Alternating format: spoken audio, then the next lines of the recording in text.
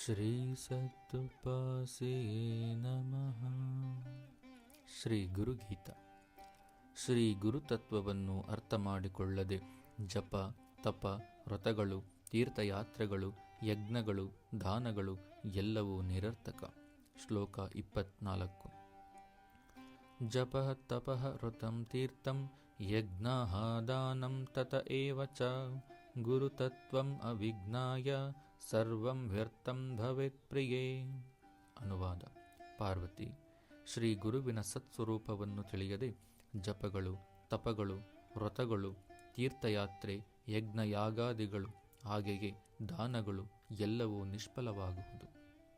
ಭಾವಾರ್ಥ. ಗುರುತತ್ವ. ಗುರುತತ್ವವು ಜ್ಞಾನೋದಯದ ತತ್ವವಾಗಿದೆ. ನಾನು ದೇಹ, ಮನಸ್ಸು ಎಂಬ ಅಜ್ಞಾನವನ್ನು ಹೋಗಲಾಡಿಸಿ ನಾನು ಪರಬ್ರಹ್ಮ ಎಂದು ಬಹಿರಂಗಪಡಿಸುವ ಶಕ್ತಿ. ಶ್ರೀ ಗುರುವು ದೀಪ ಮತ್ತು ಗುರುತತ್ವವು ಅದರ ಪ್ರಕಾಶ. ಗುರುತತ್ವವು ಗುರುವಿನ ಬಾಹ್ಯ ರೂಪಕ್ಕೆ ಸೀಮಿತವಾಗಿಲ್ಲ, ಆದರೆ ಅಜ್ಞಾನವನ್ನು ಹೋಗಲಾಡಿಸುವ ಪ್ರಜ್ಞೆಯ ಮೂಲತತ್ವ. ಗುರುವು ಶಿಷ್ಯನನ್ನು ತನ್ನ ಸ್ವಂತ ಆತ್ಮಕ್ಕೆ ಹಿಂತಿರುಗಿಸಲು ಮಾತ್ರ ಮಾನವ ರೂಪದಲ್ಲಿ ಕಾಣಿಸಿಕೊಳ್ಳುತ್ತಾರೆ.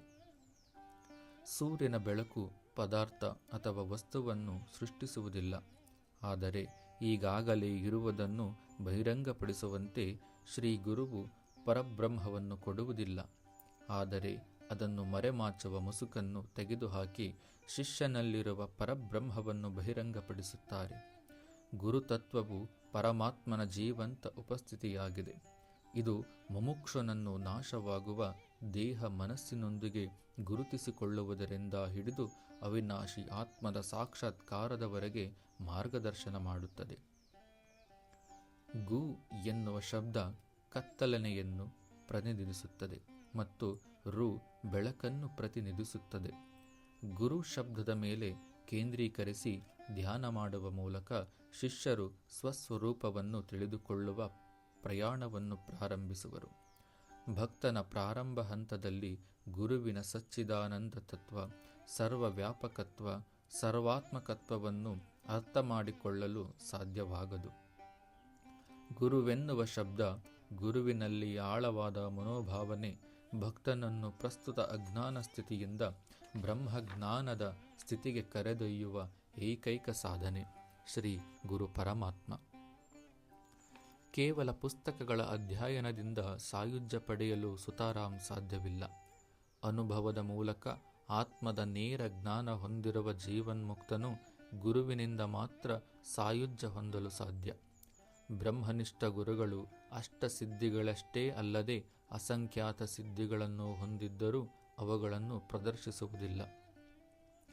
ಪರಬ್ರಹ್ಮ ಸತ್ಯ ಮತ್ತು ಜಗತ್ತು ಮಿಥ್ಯವೆನ್ನುವ ಯಥಾರ್ಥ ಗುರುವಿಗೆ ಮಾತ್ರ ತಿಳಿದಿರುವುದು. ಗುರು ಶಬ್ದ ಮಾತ್ರ ನಿರಾಕಾರ ಸ್ಥಿತಿಯ ಪ್ರಜ್ಞೆ ಉಂಟು ಮಾಡಿ ಗುರುವಿನ ಸ್ಥಿತಿಗೆ ಕರೆದೊಯ್ಯುವ ಶಕ್ತಿ ಹೊಂದಿದೆ. ಸುಪ್ತ ಅಥವಾ ಪ್ರಕಟವಾಗಿರುವ ಅಹಂಕಾರ ಮತ್ತು ಕೋಪದಂತಹ ಎಲ್ಲ ಅಡೆತಡೆಗಳನ್ನು ಬುಡಸಮೇತು ಮಾಡಿ ಕಿತ್ತು ಹಾಕಿ ಭಕ್ತನ ನಿಜ ಸ್ವರೂಪವನ್ನು ತೋರಲು ಬ್ರಹ್ಮನಿಷ್ಠ ಗುರುವಿಗೆ ಮಾತ್ರ ಸಂಭವಿಸುವುದು. ಅಲೌಕಿಕ ಸತ್ಯ ಪ್ರಜ್ಞೆ ಆನಂದ ಸ್ವರೂಪರಾದ ಶ್ರೀ ಗುರುವೇ ಮೋಕ್ಷದ್ವಾರ. ಆಚಾರ್ಯಂ ಮ ವಿಜಾನೀಯನ್ ನವ ಮನ್ಯೇತ ಕಹಿರ್ತಸಿ ನ ಮರ್ತ್ಯ ಬುದ್ಧ್ಯ ಸೂಯೇತ್ ಸರ್ವದೇವ ಮಯೋ ಗುರುಹು. ಶ್ರೀಮದ್ಭಾಗವತದಲ್ಲಿ ತಿಳಿಸಿದಂತೆ ಶ್ರೀ ಗುರುವನ್ನು ಪರಮಾತ್ಮನೆಂದು ತಿಳಿದುಕೊಳ್ಳಬೇಕು ಮತ್ತು ಯಾವುದೇ ರೀತಿಯಲ್ಲೂ ಅವರನ್ನು ಅಗೌರವಿಸಬಾರದು. ಅವರನ್ನು ಸಾಮಾನ್ಯ ಮನುಷ್ಯನಂತೆ ಭಾವಿಸಿ ಅಸೂಯೆ ಪಡಬಾರದು, ಏಕೆಂದರೆ ಅವರು ಎಲ್ಲ ದೇವತೆಗಳ ಪ್ರತಿನಿಧಿ.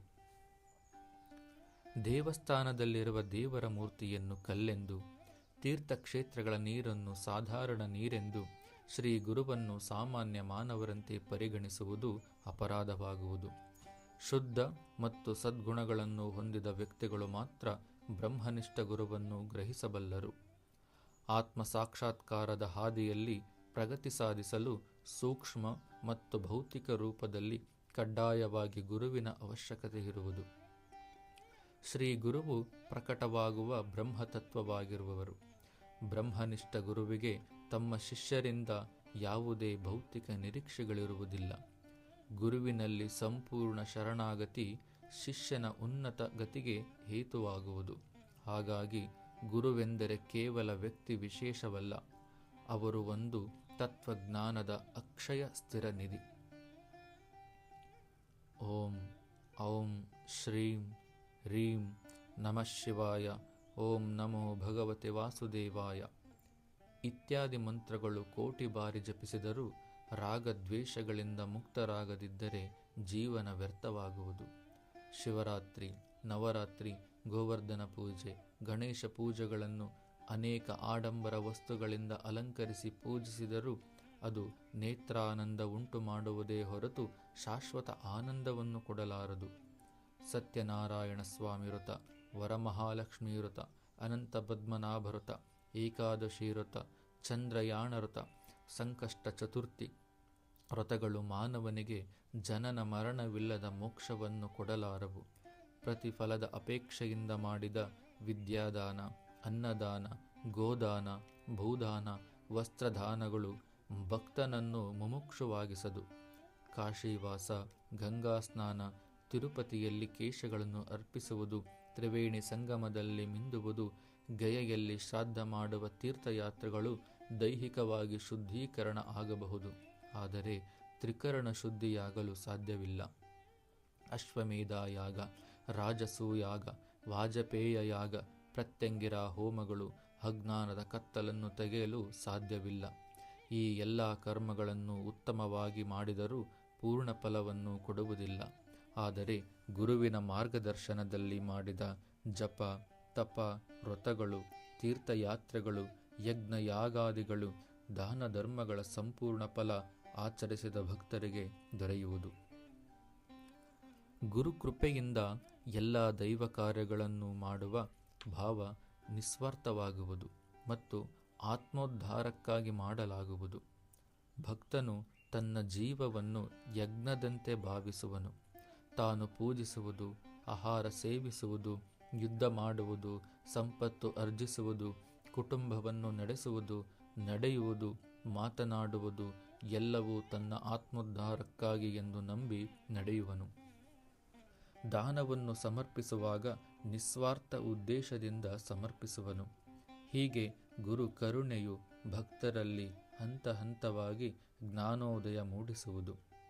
ಶ್ರೀ ಗುರುತತ್ವವನ್ನು ಅರ್ಥ ಮಾಡಿಕೊಳ್ಳದೆ, ಅಭ್ಯಾಸ ಮಾಡದೆ ಜಪ, ತಪ, ವ್ರತಗಳು, ತೀರ್ಥಯಾತ್ರೆಗಳು, ಯಜ್ಞ ಯಾಗಾದಿಗಳು, ದಾನ ಧರ್ಮಗಳು ಎಲ್ಲವೂ ನಿರರ್ಥಕ ಎಂದು ಪರಮೇಶ್ವರನು ಪಾರ್ವತೀ ದೇವಿಗೆ ಹೇಳುತ್ತಿರುವನು.